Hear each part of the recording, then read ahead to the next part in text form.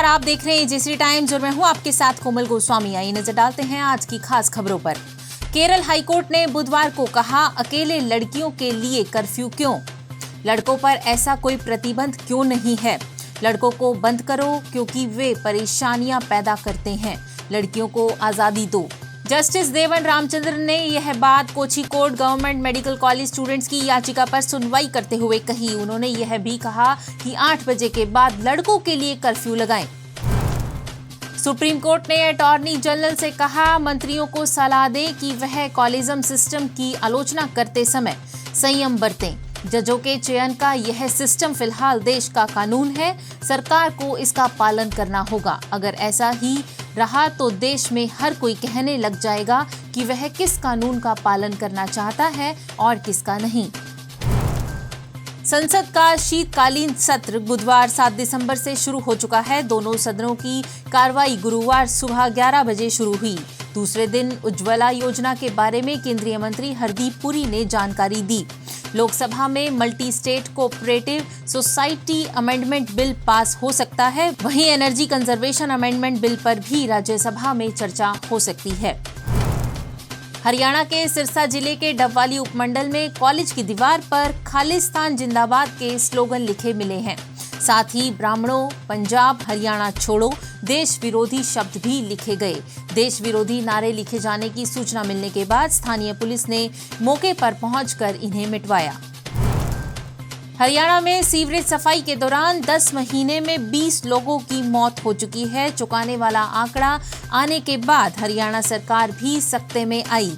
Sewerage सफाई के कार्य को लेकर कुछ एसओपी जारी की गई और सरकार ने अधिकारियों को एसओपी का सख्ती से पालन करने के निर्देश दिए।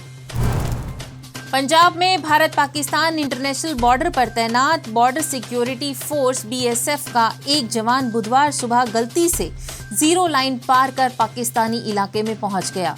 घने कोहरे के कारण जवान से यह गलती हो गई। पाकिस्तानी एरिया में पहुंचते ही इस जवान को पाक रेंजर्स ने गिरफ्तार कर लिया, लेकिन वापस ना लौटाने पर अड़े हुए हैं। वर्ल्ड बैंक की रिपोर्ट में चेतावनी, भारत जल्द ऐसी गर्मी का सामना करेगा जो इंसान की बर्दाश्त की सीमा से बाहर होगी। टाइम मैगजीन ने यूक्रेन के राष्ट्रपति जेलेंस्की को time person of the year और ईरान की महिलाओं को हीरो ऑफ द ईयर घोषित किया। तालिबान ने फारा प्रोविंस में हत्या के आरोपी व्यक्ति को दी सरेआम मौत की सजा। असॉल्ट राइफल से चलाई गोलियां, स्टेडियम में देखने के लिए जुटे मंत्री और मिलिट्री के अफसर। पाकिस्तान में 80 लाख लोग बाढ़ में फंसे, बीमारियां और खाने की कमी झेल रहे हैं। अब तक 2.5 लाख करोड़ का हुआ नुकसान। आइए नजर डालते हैं आज के इतिहास पर। अखिल भारतीय हस्तशिल्प सप्ताह यानी ऑल इंडिया हैंडीक्राफ्ट्स वीक 8 दिसंबर से 14 दिसंबर तक पूरे भारत में मनाया जाता है। इम्फाल में एक बड़ी पारिस्थितिकी शिल्प प्रदर्शनी पब्लिक लाइब्रेरी बीटी सड़क के परिसर में आयोजित की जाती है।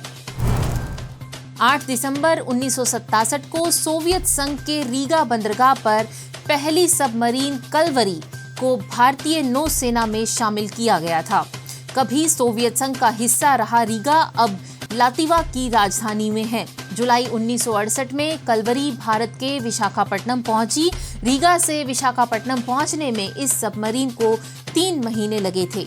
जयश्री टाइम्स के बुलेटिन में आज इतना ही। कल शाम 6 बजे आपसे फिर मुलाकात होगी नई खबरों के साथ। तब तक के लिए नमस्कार।